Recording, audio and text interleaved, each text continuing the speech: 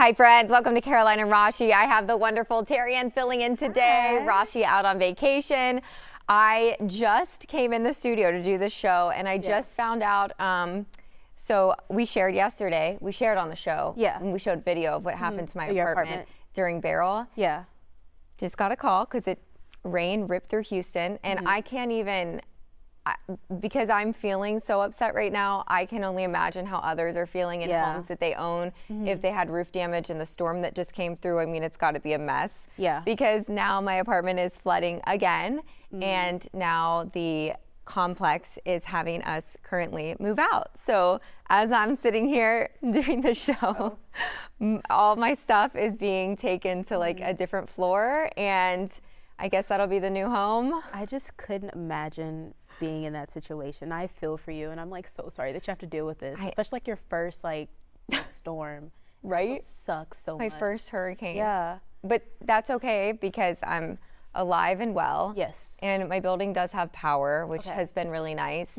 But, you know, this is an apartment, and so, you know, the complex is responsible for a lot of it. My heart goes out to anyone whose home that they own and that they've, you know, put their life savings into. And if they have any type of damage at all, roof damage, I feel for you because I'm like so upset right now. Yeah. I can only imagine what you feel like as, I mean, it doesn't even matter if you own the home or not. It's just a traumatic situation. Especially like it's home, but it's like the fact that you put so much like into like your living space in general, just like the memories and like the love and the care that you put in, just like decorating all that too, like that's also included in that as well. So it's like it's heartbreaking to kind of like lose that. Yeah, no, totally. That sense of like security and just like safety in itself. Yeah, so, and you know, but I mean, it could be worse. I guess the water started in some closets and everything. So, because when it originally happened, it wasn't in the closets or anything. It was just isolated to like a hallway, the bathroom, and the kitchen. Okay. But now it's going into the bedrooms and the closets, and so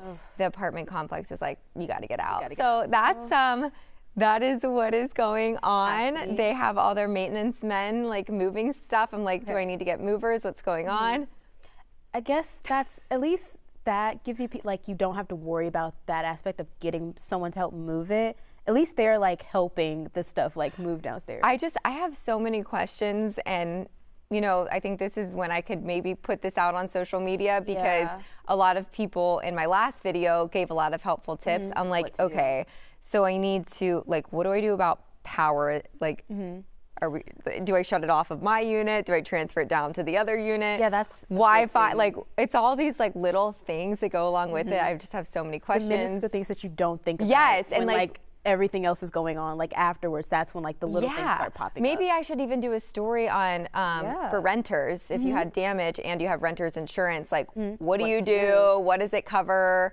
You know, I bet you there's like a lot of things that people I don't know about. So I mean, maybe I could turn it into a positive and do a story or something. I don't know, but isn't that nuts? Kind of like take it and like help other people with it. Yeah, that's crazy. Yeah, when you came in and I was like, what's wrong? Because you're just like, Terrian. I know. I was like, oh my gosh, what happened? I was like shaking a bit, but it's okay. Everything's fine. We're healthy. How did you hold up in Hurricane Beryl? I will say we did not have too much damage on our home. My dad's bedroom window was blown out and it like shattered. So he had to like board up his window. And we had like a couple leaks here and there, but like he was able to go up into the attic and fix them. But besides that, we didn't have too much damage except for like shingles on the roof, and I feel like a lot of homes deal with as well.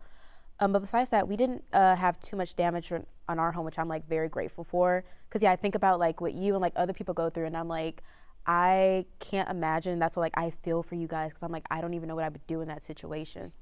Well, we definitely smelled, I smelled something burning today, and I think it was because, I'm not sure, but I alerted the complex about it.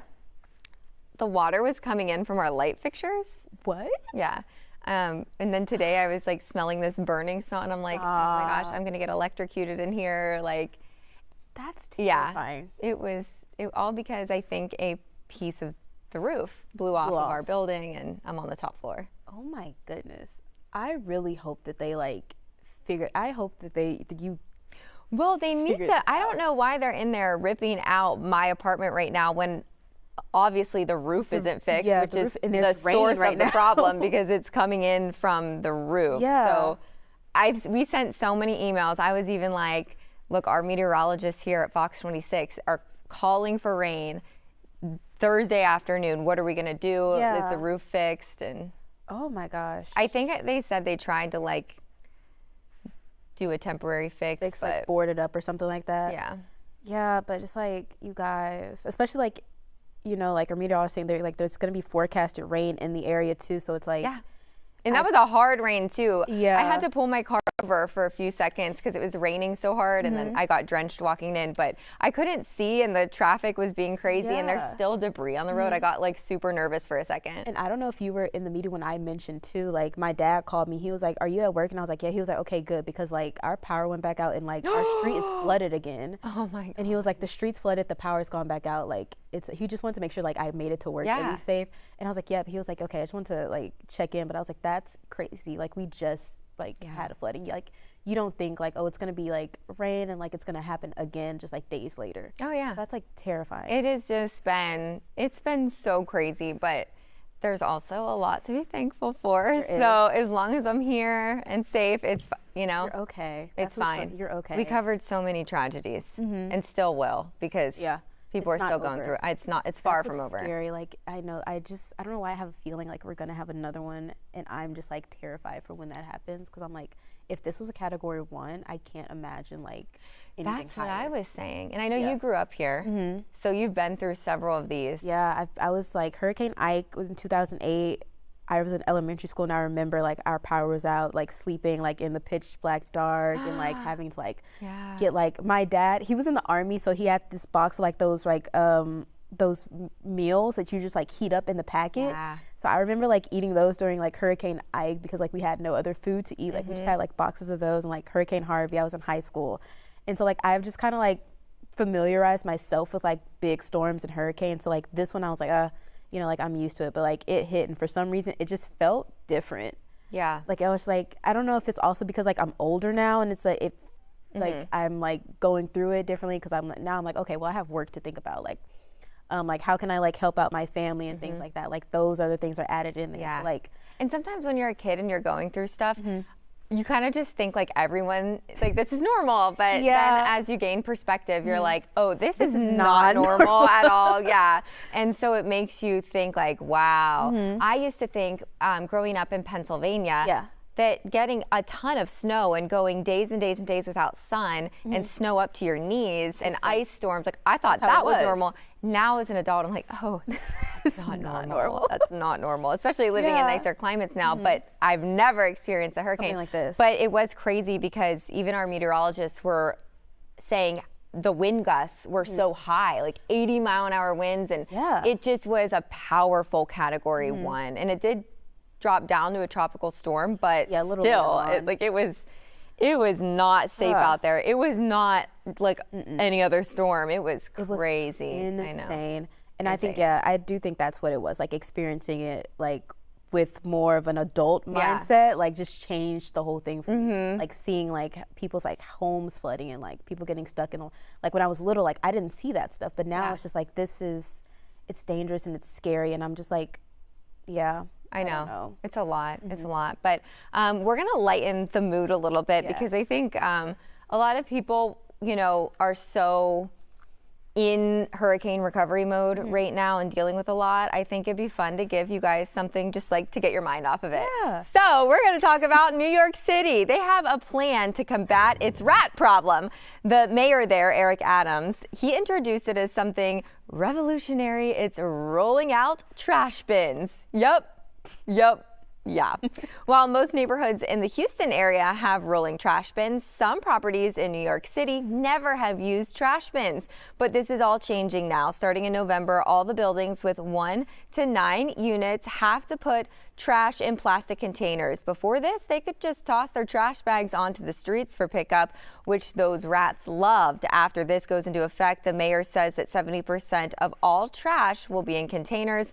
It never even dawned on me, because I've been to New York City so many times and I've seen that, and it never crossed my mind. Like, why is this not in a bin? When I saw that, I had the same thought pattern. I was like, wait, now that, because I've only been to New York once before, but I was like, I don't think I ever saw trash bins.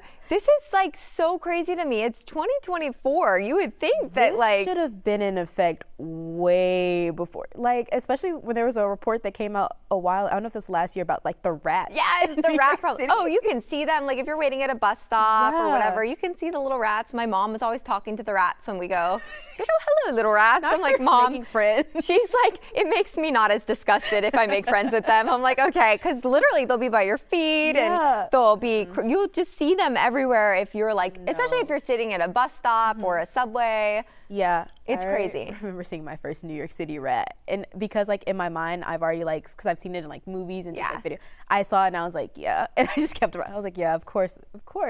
It was like a little like small little like tourist highlight, like a New York rat. Oh yeah, and those rats, I mean, they're pretty big and they have these long tails. It's pretty disturbing. It's gross. I would say I'm glad that finally there's something in place, because New York City is a really cool city to visit. So I'd rather not see all the rats and trash out there. And I'm like, maybe this will like also like help with the rat problem, and just also just like, I feel like it can be like a pollution issue as well. Right. Like maybe a sanitation issue. So I'm just like glad that they put this into effect. I don't know why they were avoiding trash bins before. I thought that was like a universal thing to have. I never thought about it until this story. Now I'm like, wow, that makes so much sense. But I'm also like, I feel like in movies, maybe that's where I've seen it in movies. That's where you see like the trash bins and stuff.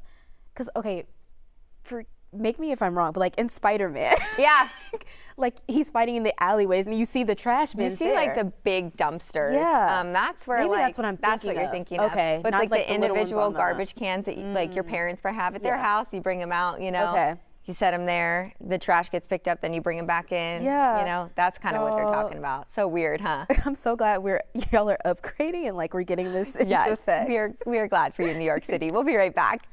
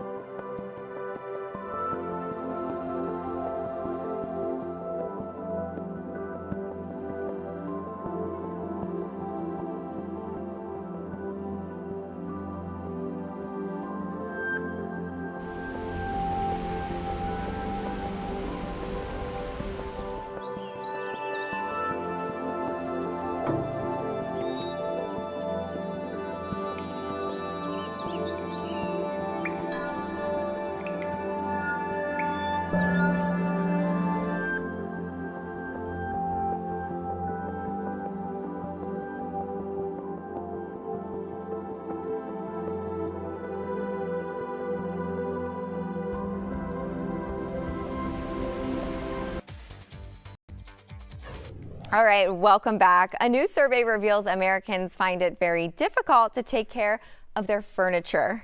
Ooh. 175 million Americans say they have damaged a piece of furniture, and a majority of those accidents happened within 2 years of buying it. 40% of people say sofas, couches, and love seats were damaged with wine stains and takeout food. Oh no. Many blame their spouse or children for these accidents. Oh yeah, it's never mama's fault, right? No. It's always the children or the husband. Do you eat on your couch? I do. Okay, so I feel like this is kind of like an attack at me. My dad he bought a sofa before, and I'm not gonna lie, me and my sister did damage it. Like, we are guilty of causing the damage. Oh no, what did you do? It was, I can't remember exactly what it was, but Were you a kid? I was younger, and I think what it was is I was cleaning off nail polish, and I had acetone, and we have like we don't have like the fabrics. It's like the what's it called? Leather? Leather sofas, and the acetone got on, and it like caused a hole in it. And we were like, oh my God, we were trying to cover it up with like anything, but he was like, y'all, like what? So we had to get a replacement sofa. So that one is safe, no damage to that so far. Man. I've learned my lessons since I was younger. Oh my gosh. But yeah, I have damaged a sofa in my lifetime or two, but now no. Yeah, I keep it, I'm very like aware and like safe around it. Yeah, that's good.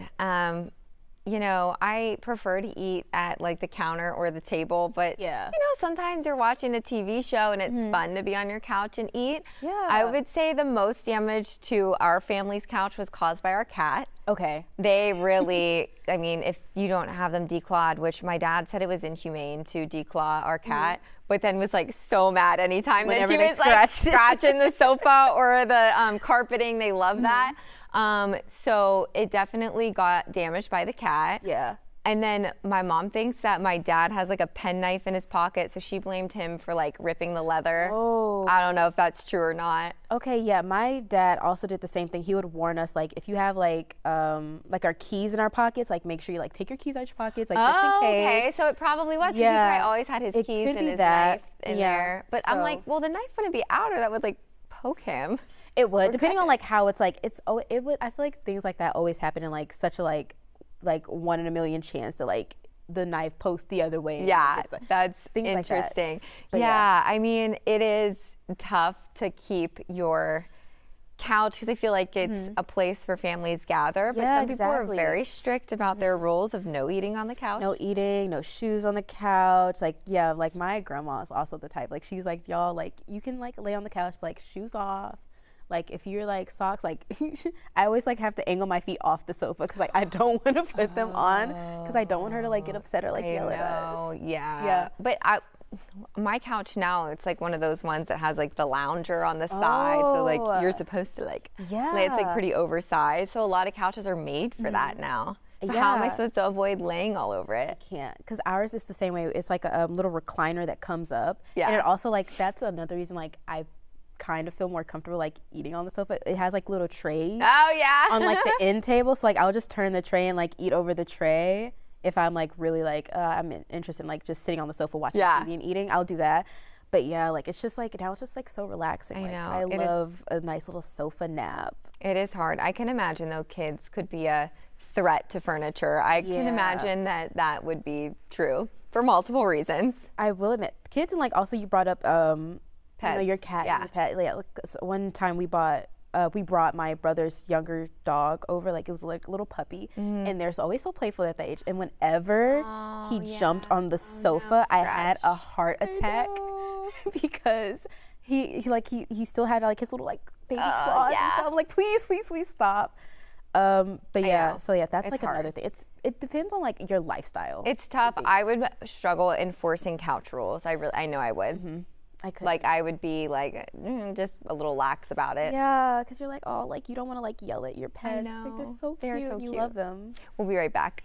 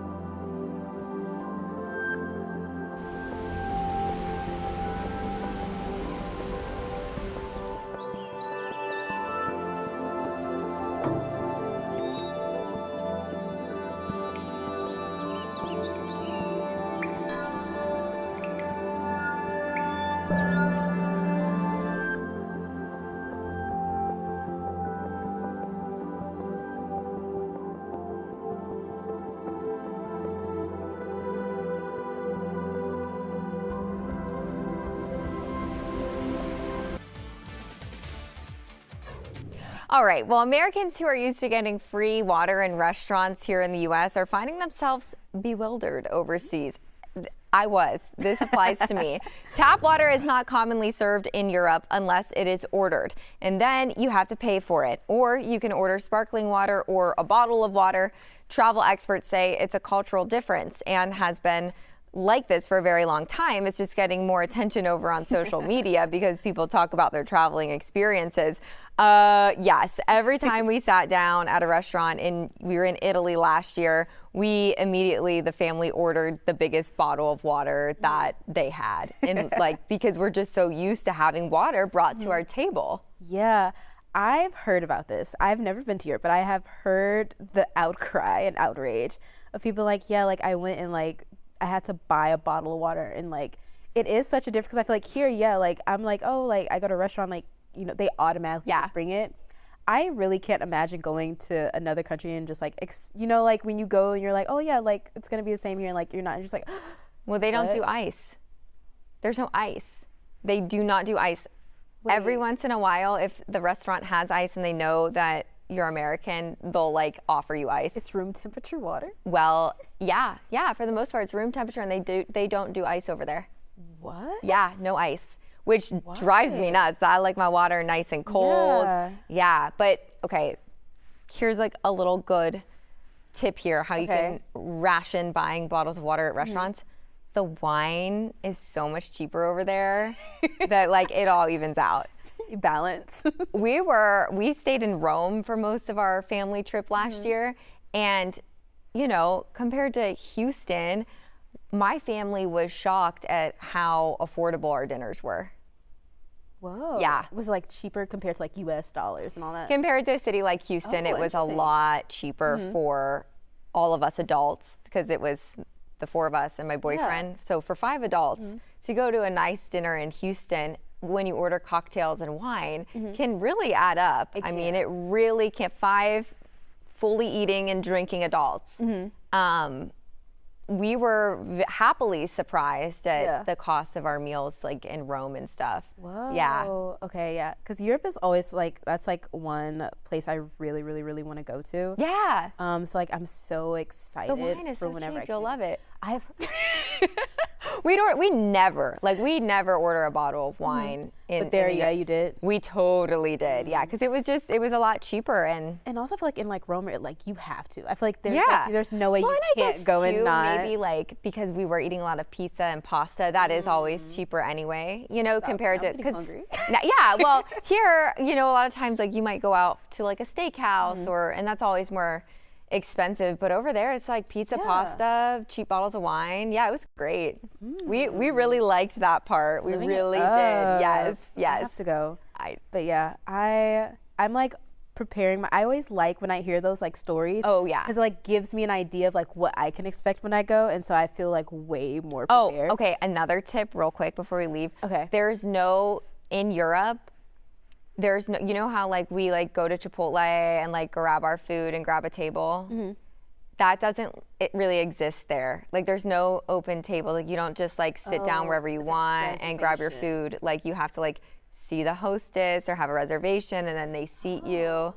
Even at the places that seem like they would be places that are fast dining or whatever, they you have an assigned seat, and people get really frustrated with Americans who don't know that. No, I feel that would be the one thing I'd be terrified if I go to Europe. I'm that American that they're just that happens so many times to us, but then so many people were just obsessed with the fact that we lived in the United States of America. Whoa. I do believe that. They were they hated it, but they hated us, but they wanted to know everything. Gosh, yeah, it was from. It was so bizarre. Girl. Yeah, it was crazy, but it was a really fun trip, and I'm happy I got that memory with my family. Oh, I love that. I know, it was so fun. Well, I hope you all are doing okay. I know still so many of you are without power. I hope this gave you just a little fun relief. It took my mind off of what's going on at my home. Yeah, I'm so happy. And well, tune in tomorrow. We'll have another episode for you, and just be safe. Bye, friends. Bye.